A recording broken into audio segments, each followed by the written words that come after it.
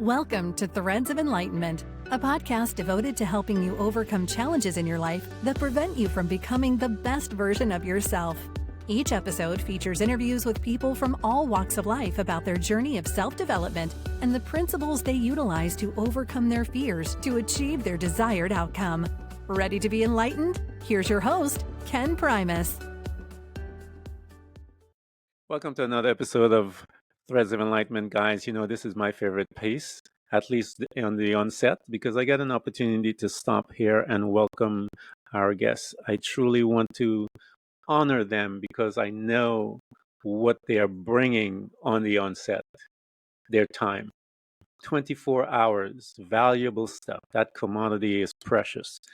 And this individual, Alenka, who is here in front of us, she is going to spend some of this precious commodity here with us, and we are honored. The second is her journey. The journey is a powerful created her.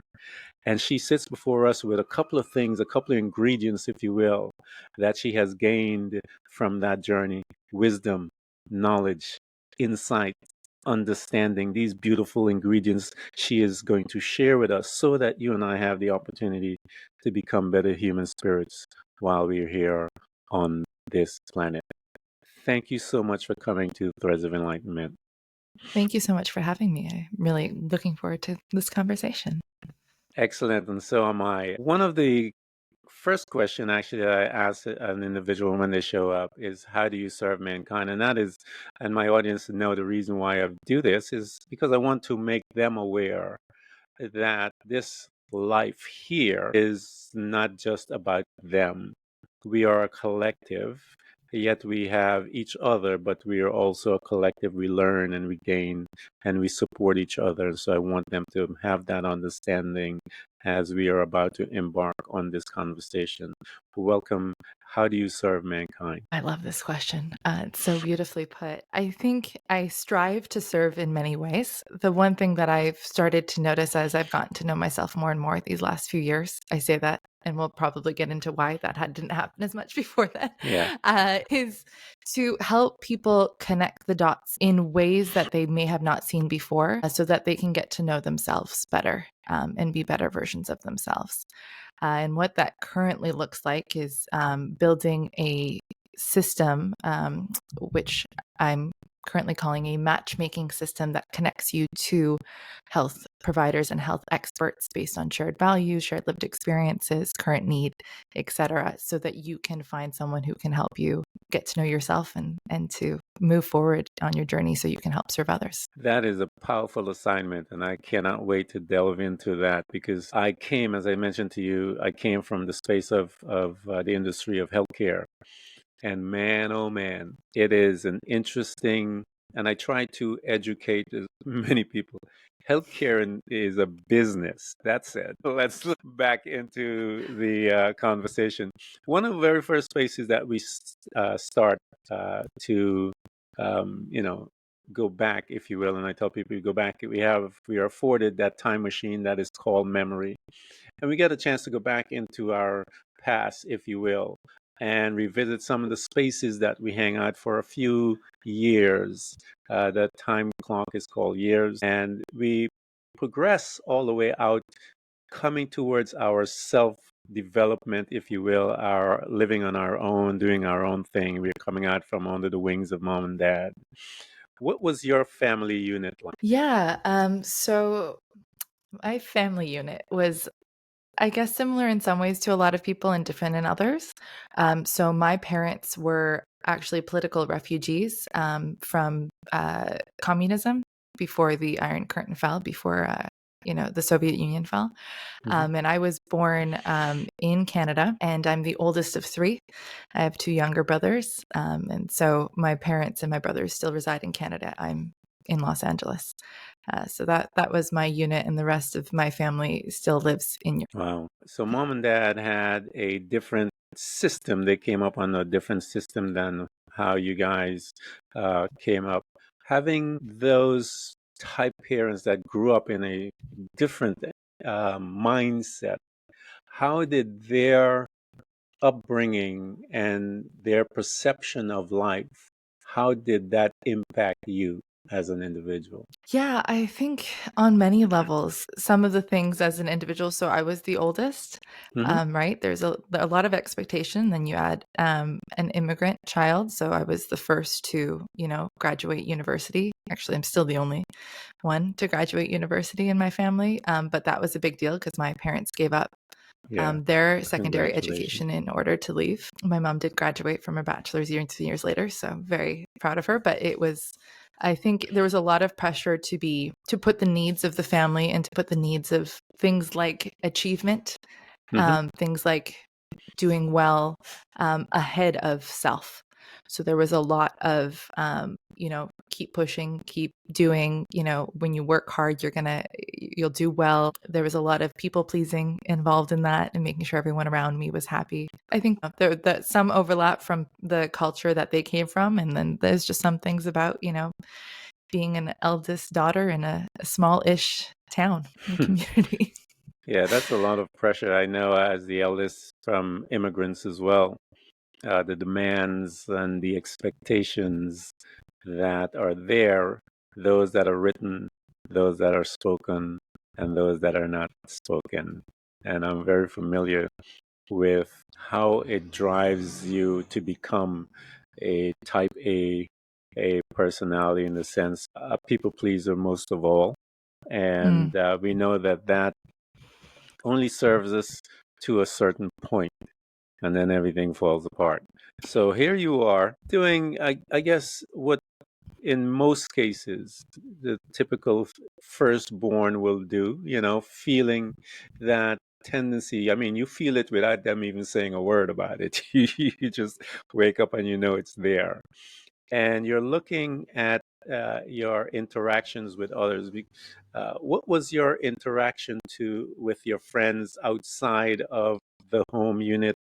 What was that like? How did you form your relationships? How did you communicate with others outside of the family? Yeah, I mean, very similar to some people in some ways, in that, like, around common interests, around, like, I was an honorary band geek member in high school. So I wasn't on band, but I wasn't in band, but I dated someone who was, and then all of my friends were part of that. I think the friendships that I had growing up revolved around the values that were instilled in me. Now, when I look back, a lot of those values are still there, but a lot of things have changed now that I've been able to determine what those values are myself. And so it's been a very interesting shift. Yeah, that's a part of the journey. I think I call that position that we take it's a permanent position that we take once we become awake, if you will, and I call it the perpetual investigator of oneself,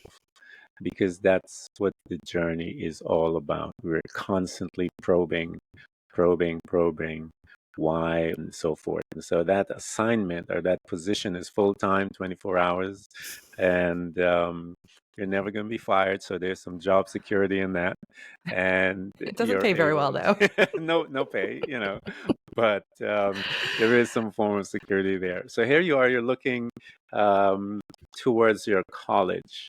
What field did you pick, Alenka, and why did you pick that field? So I'm going to take a quick step back because it's relevant to what I picked in college. Mm-hmm. I had always done really well in academics, but in my grade 11, I had a math teacher who I didn't understand the explanations that were given. And I asked can you explain it a different way? It was the same explanation.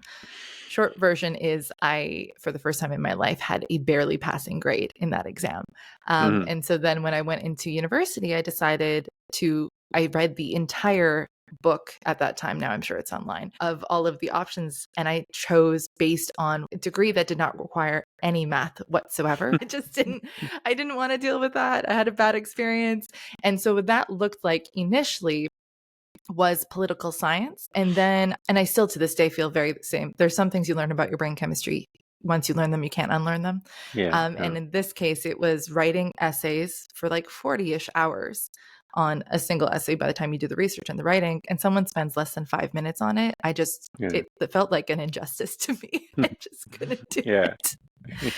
So I switched. There was a program that came out. I see you can empathize. In the university I was at that did video game development. And I was like, great, I don't have to write essays. This is Wow. interesting. And I switched my degree and I did media communications with this video game development certificate. And I had always loved, the more artistic side of like film and different like design and all of that. And so, yeah, my degree ended up being media communications with a minor in political science, since I already had the credits.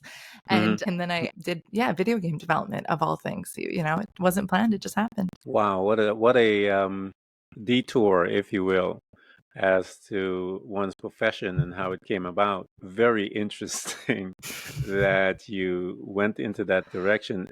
Did you at all were exposed to video games or liked it or anything at all? I mean, did you, you talked about the art piece of it, but video games itself, because that would be the front thing that you would see.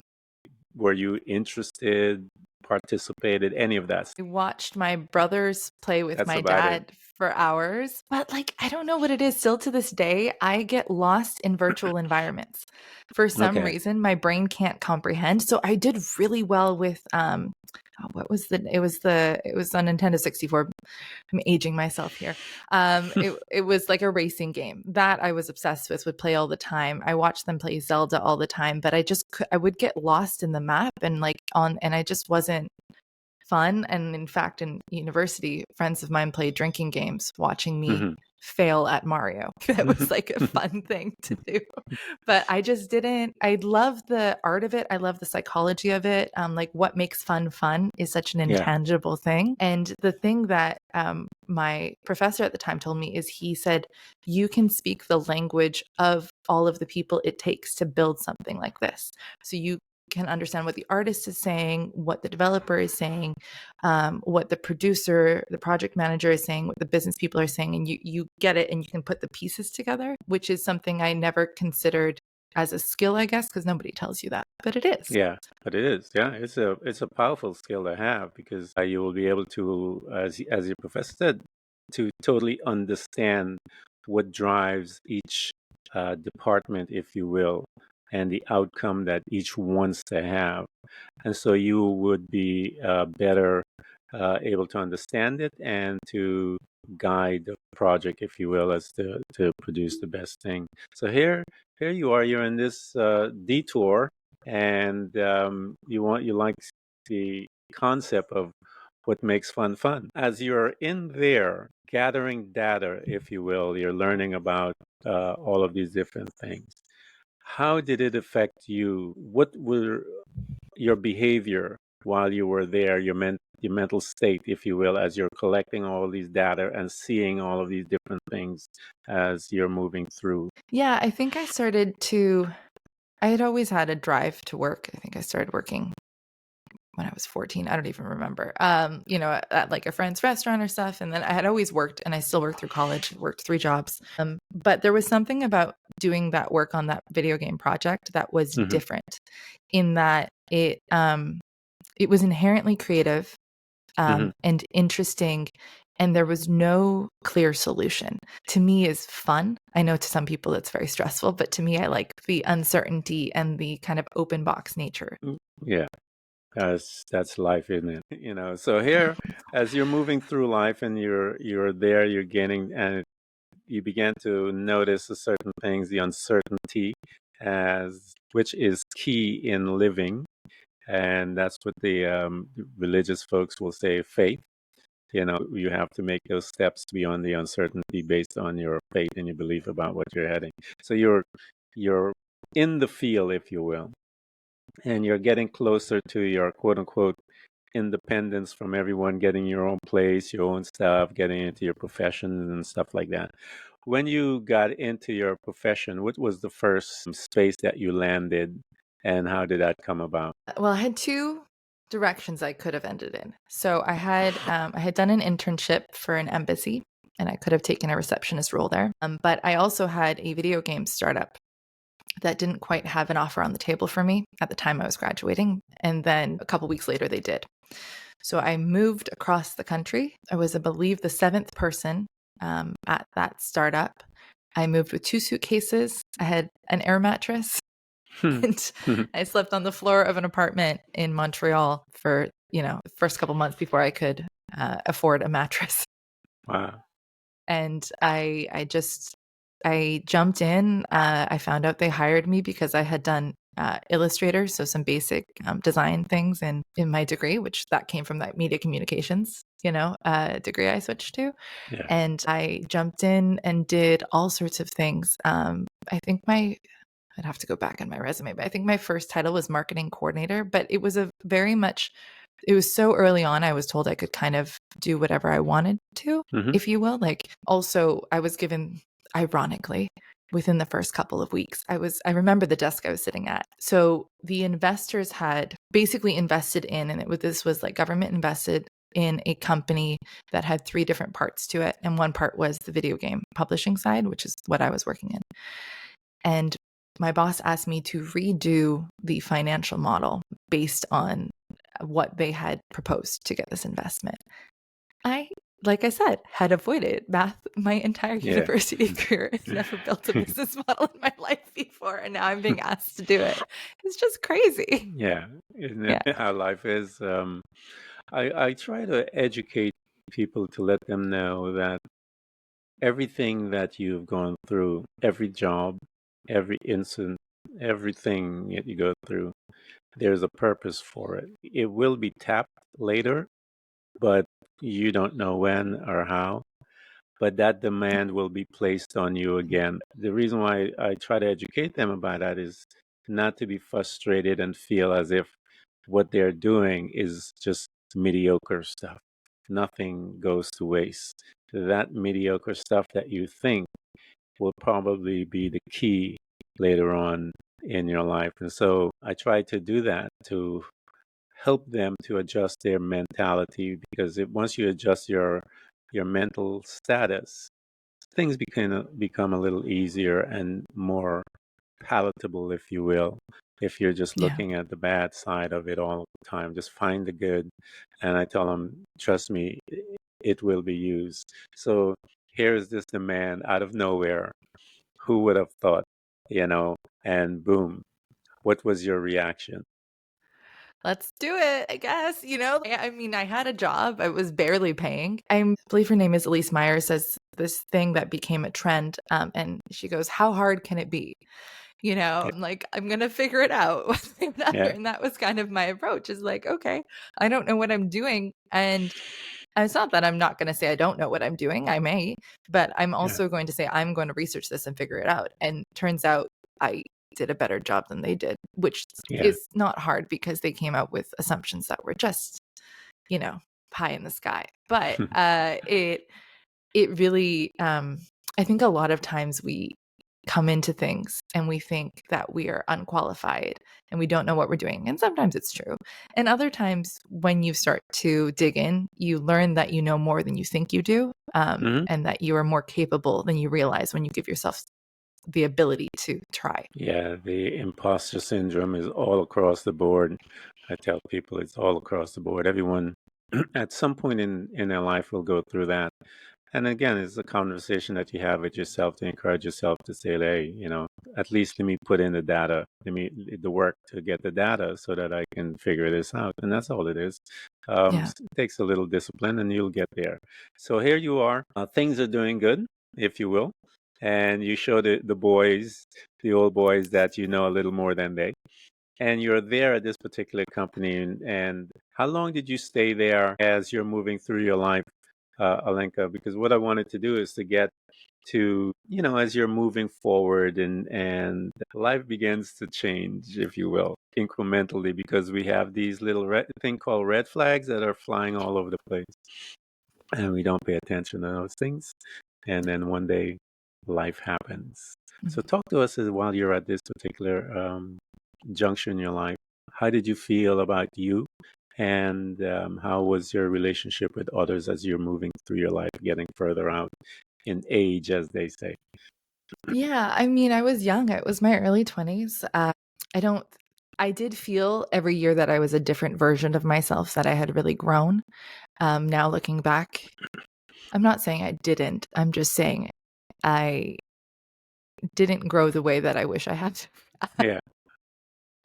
Hindsight's 2020. You can't beat yourself up for, the things you know now.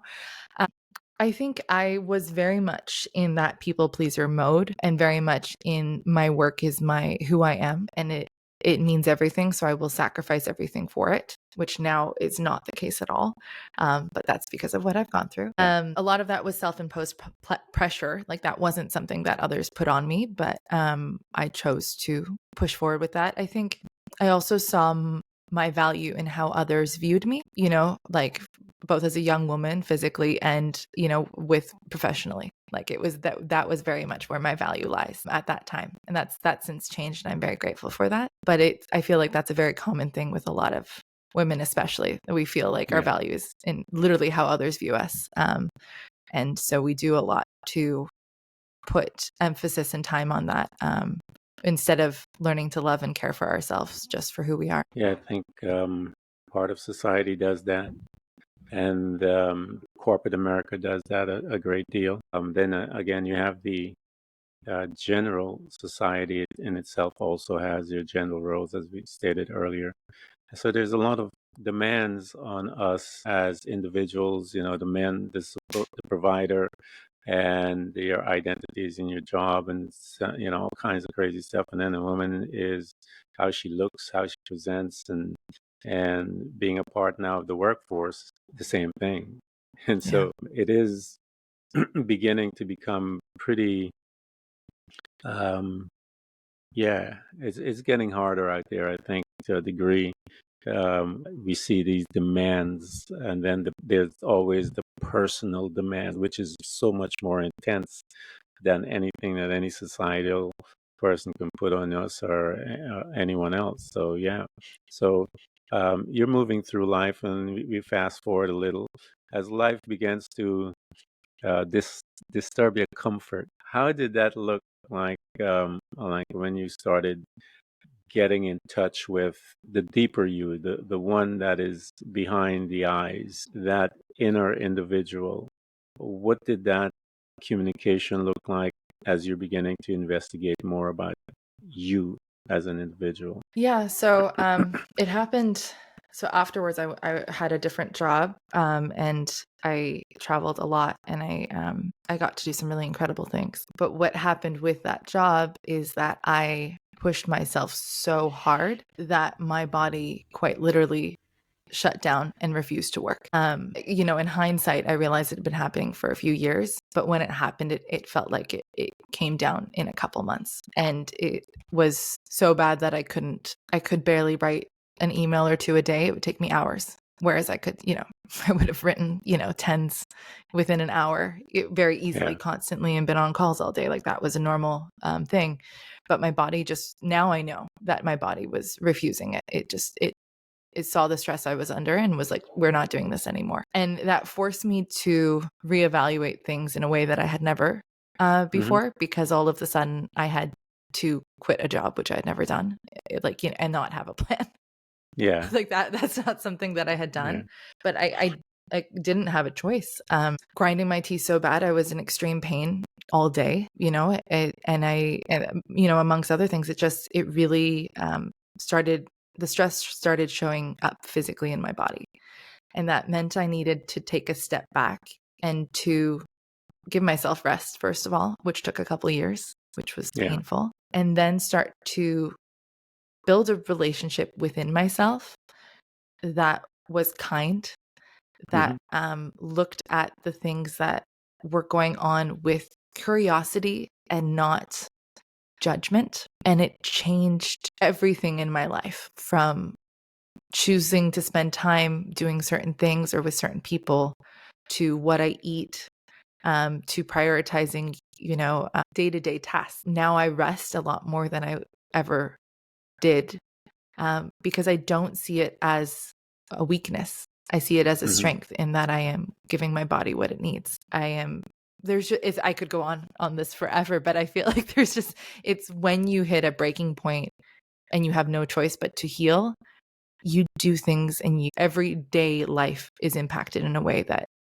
you could not have fathomed beforehand. Yeah, everything changes because boundaries become important, time become important, health become important. Unresolved stress is trauma, and we tend to, especially those that are people pleasers, that's what drives us. It's the engine that moves us forward, but it can only take you to a certain space, and then, as you stated, the body and parts of you internally was rebelling before, but the body was the last to really take the direct hit, if you will. And when that happens, everything shuts down, and you can't move. But one of the most important things that you, as you stated, you started implementing was you started looking at your time. You're looking at your decisions as what's important, and also task becomes, is this a necessary thing to be done today? All of those things, which basically just enhance the life, and then one begins to set up those boundaries. And I try to educate people and let them know that the boundary setting is for you. It's not for people. It will save your life. And people that are takers are going to rebel against you setting boundaries because Yeah. they realize that they can't take from you anymore. You're putting up some walls or some fences or some gates, if you will, where they have to ask permission to get beyond those gates. And that's when you'll see some fun stuff happen with those individuals. So here you are, your body decides to come to a place to have a conversation with you, and you began to engage in that conversation. What were some of those tools that you brought in? I know you talked about being a writer and stuff like that. What were some of those other tools that you brought in as you began to investigate and began to move through to obtain your healing? What did you bring in to help you get that healing and move through? Yeah, I think a few things. I think community was probably one of the biggest things. I had some really incredible friends that helped me. I had one friend staying with me who would check in. Did I eat today? Did I move today? Did I do something kind for myself? Did I get outside? Right? Those types of things when you're just depleted are so important. My family was very supportive of me, even though they couldn't understand it. They were there for me. And I think the biggest thing that I still am working on, and I think this is a lifelong thing, is unlearning should. I should have done that. I should feel this way. I should have, and allowing myself to listen to what is going on and respond to that, as opposed to trying to persuade myself that it should be a different way. That has been a very powerful thing that requires so much practice, though. I think it's a lot. It's easy to say when you're in a better place, but when you're in the worst of it, it's really hard. And then I feel like there was a lot of, I know this sounds silly on some level, but I wasn't ready to see a coach or a therapist. It was too much work at that point. I was not in a good place. But my friends had recommended a couple of Instagram accounts from different psychologists, and that bite-sized amount of information was the right amount for me to be able to digest and work with. And that helped me felt heard and felt like I wasn't the only one going through it, and that there was a reason behind what you're saying about the people pleasing. I didn't know before a couple of years ago that was that caused all of that trauma and all of these other things. I had never put that together, and I think things started to click by having access to that information. Yeah, the threads began to unravel as you begin to look at it. That's one of the reasons why I call it threads of enlightenment, because it basically something that a thread began when we were young, and that thread will come with us all through our life. And when it begins to unravel, it affords us the ability to see that it's been constant from day one, just there with us. And then we have to learn, as I stated with you, how to take that and begin to change it and bring it to a place by which we are now capable to become a servant, to help someone who's like that, to assist them through theirs. Because why? We are familiar with it. We know the pain, we know the frustration, we know the questions, that they would be asking. Why? Because we've asked those very same questions. And so that when they come before us and we begin to ask them those questions, and I tell people, the therapist or the individual, the guide will ask you questions to locate you where you're at. Mhm. And once they locate you, why? Because they've been there, they know exactly what the terrain looks like, and they'll be able to guide you out faster. Whereas you will take you several years. Once they locate you, they'll know where you're at, and you'll be out of there pretty soon. So some additional things began to happen to you as well, as I'm reading the data. As you know, they say when it hits, it all hits, doesn't it? So you had some lessons to learn where you had to gain some insights and additional information, because it has prompted you to do some things, Mhm. and nothing is without value. Talk to us about when that incident took place and what did it do to you? Yeah, so it was about a year after I had, left my job, and I was, now working a new job, and I had spent the morning at the beach, and I was walking my dog, and I was very frustrated with her. We don't need to get into why. She is a lovely, lovely being, but sometimes, especially she was young at that point, and I missed a step. I didn't realize the curb was, a different shape than I was used to, and I fell, and I immediately knew something had happened. And there was a golf ball size swelling within like 5 minutes on the side of my foot. Wow. And I knew it was bad. And I went into the doctors, and it was the type of thing where they gasped as soon as you walk into the clinic. Mm-hmm. Yeah. Put me in a wheelchair, put ice on me. And I mean, the x-ray showed it was nothing, which I knew it hadn't been a break, because unfortunately I know the sound of my own bones breaking. Yeah. It's another story. But I was told, oh, it's not a big deal. And I knew it wasn't. So I went and got pushed to get an MRI at another doctor. And when I did, it came back that I had torn basically everything you could tear. Mhm. I had smashed the bones together. There was fragmentation. There was bleeding within the bones. There was tendonitis. Like Wow. there was nothing worse I could have done aside from breaking, like Wow. a compound fracture kind of thing. And so I was told that I had to be off of my foot, no weight on it, for 3 months. So I did. I sucked up I can do everything by myself. That called, and I asked for help, and I had, for a time, had, my mother stay with me because I couldn't take care of my dog and barely myself. It's very hard to do things like fill up a glass of water and move to sit somewhere on one foot. Yeah. And I did well. I was healing ahead of schedule. Things were going well. And then I was wearing my brace. It was a hot day. I went into a lake and I retore a tendon, Ooh. a ligament. I'm sorry. And I knew it immediately, unfortunately. And I went to the doctor, and I went back to, it wasn't as bad. So it was a lighter version, but I healed and did all the things I was supposed to do, did physical therapy again. And then again, a few weeks later, about 6 weeks later, it happened again. It was, like a small myth. And it kept happening every 6 weeks to 3 months for a total of about 2 years. But at the 7-month mark in, I was like, I'm over this. I can't do this anymore. I'm losing it. This Yeah. is crazy. Wow. I'm doing everything I'm told to do. I shouldn't be in this situation. This is madness. Yeah. And so I started doing my own research, and I started looking into, what else could be going on, and what are some alternative therapies and modalities that I could try. Because when you've tried everything and nothing's working, you'll find something else. And like, even if Yeah. it's crazy, at some point, desperation, you do things you would Yeah. never do. So yeah, I started doing a lot of different types of modalities and therapies. And some of them worked really well, and others I realized the timing was wrong.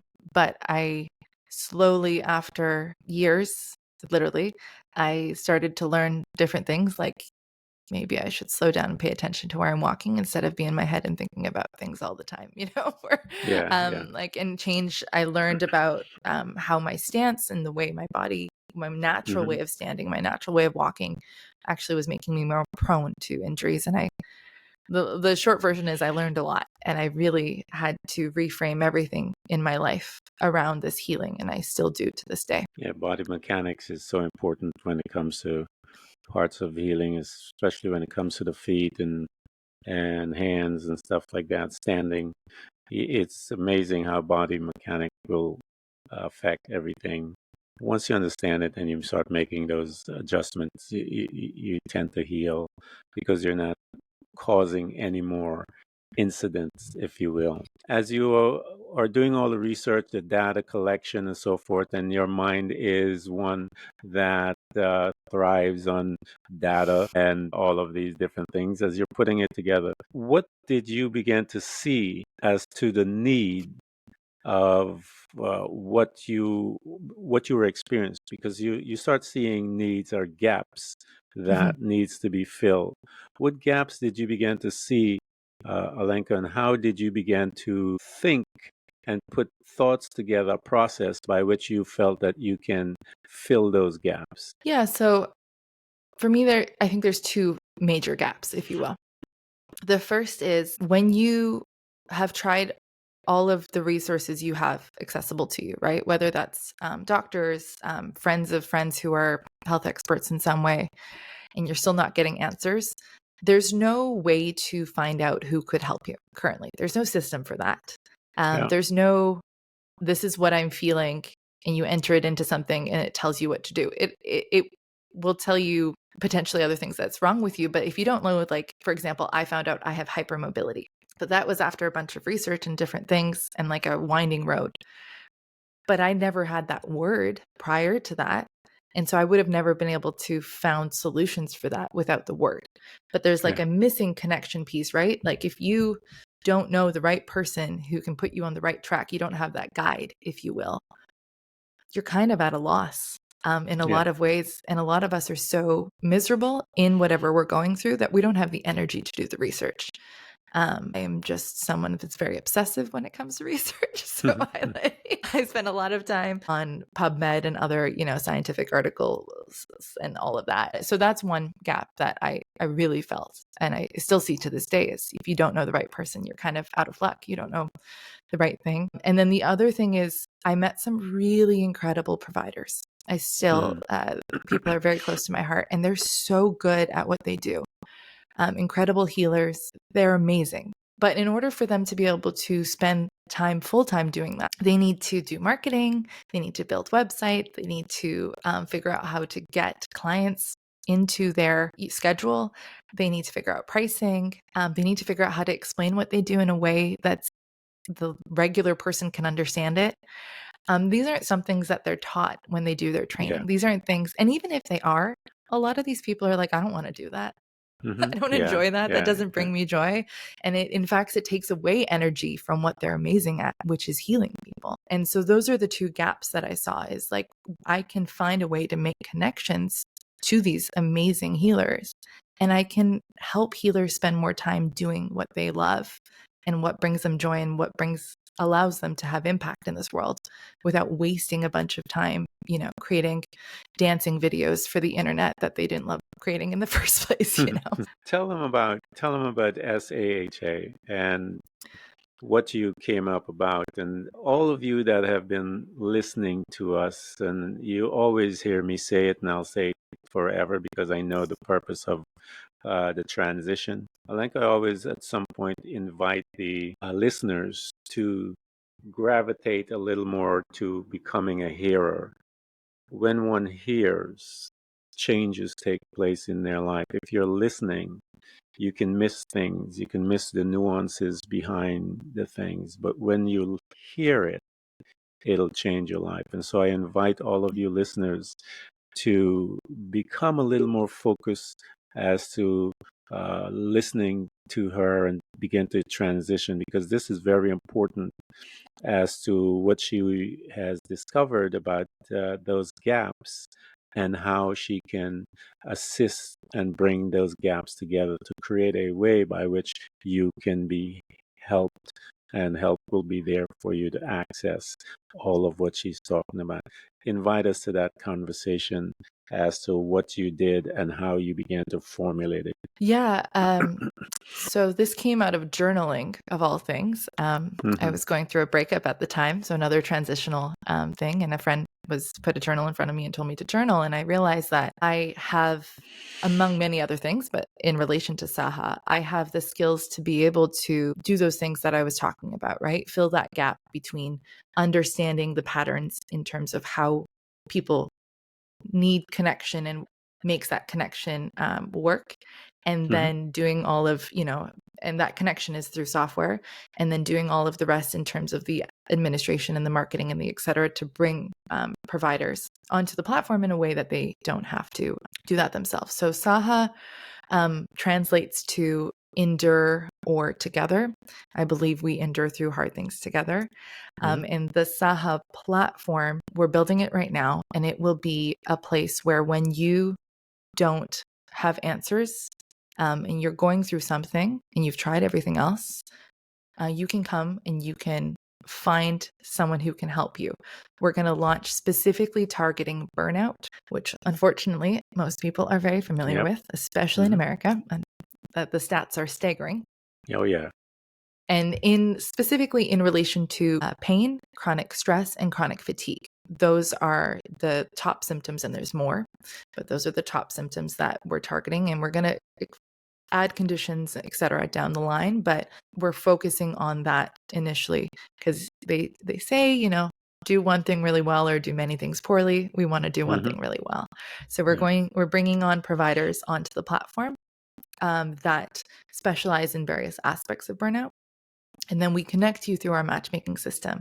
And we're actually building a prototype right now that will allow people to have access to these providers in their current state. And I think if I take a step back, I like to say it's a free prototype because it is. Anyone can access it. Providers can be listed on there for free. It doesn't cost anything. But what's really important to me as an ethos in general is that I want to bring more value into the world, right? I want to be able to help people. And so even when we launch the full platform, we won't be charging providers to be on the platform. We will charge a transactional fee for people. Once they get booked, we get paid. And then I think another important piece of that is a portion of those proceeds, our proceeds, will go towards a fund. And that fund will be available to people who otherwise wouldn't be able to afford the services on the platform. That is a beautiful assignment, Alenka, that you have, especially for offering that piece for those that are less fortunate, because they have needs just like everyone else. And so that is a honorable thing to do for those that are in need. We are going to provide everything for all the links for you guys to get access to her. And we're going to keep an eye on her here at Threads of Enlightenment for you as well, because I'll stay in touch with her as to when it launches and stuff like that. And then I can call her back and have her come and chat about that and give you guys some additional information, because it is important to have these different venues by which you can get data. Healthcare is just the traditional healthcare system is just one way. There are many different ways. I grew up in the church, and there's a story about this woman with the issue of blood. It talks about, and she believed in, she's a rich woman, and she believed in the healthcare system of her day. It tells us that she went out and she was spending money with these doctors, the traditional way, and it says that she got worse and she got broke. That sounds familiar to a lot of people, man. And then one day, she heard a story that there's this guy across the street that is healing people. And Alenka said this, you get so desperate sometimes. It says that she was broke and she was dying. She had no choice. Yeah. And it says that she heard this guy in the corner over there is healing. And she said, if I could just get to touch his hem, I'm going to get what I want. And there's a degree of faith that we all have to exercise in order to get our stuff, as Alenka alluded to, as she began to step out and get the data, get information. And then there's a stepping out beyond that information, the practical aspect, getting in there and getting messy, if you will. And she began to do her journey, the woman with the issue of blood. She began to take off. It says that she was pushing against the crowd, and she just touched his garment, and she said, and he turns around and says, "Who touched me?" That always entertain me because hundreds of people are touching him, but someone touched him differently. And so our purpose here at Threads of Enlightenment is to give you the data so that you can approach Alenka and her people and touch them differently so that they can assist you in getting what you need. And so we're going to provide every single thing for you guys to get to her. I'll bring her back when she and I will stay in contact, and so that you could have access to all the additional information, because that's what we want to do here at Threads of Enlightenment, is to get you guys healed, move you through from one state to the other. And so I want to thank you, Alenka, for coming, spending such precious commodity with us, the time, your knowledge, your insights, and you have made us better individuals. And it is my hope that you and your purposeful work continues, and we will do whatever we can to support you as well. Thank you so much, Ken. This has been an absolute pleasure. Thank you. You guys have a lot of work to do, man. Trust me, I just redid the business model today. It is a lot of work. Yeah. So Thanks for tuning in to Threads of Enlightenment with Ken Primus. Hopefully you're now feeling more empowered to overcome the challenges in your life, whatever they may be. Share that inspiration with others by telling them about this podcast, rating it, and of course, remember to subscribe so you don't miss a single episode. For more connection, you can find us on Facebook and Instagram by searching for Threads of Enlightenment. Until next time, stay enlightened.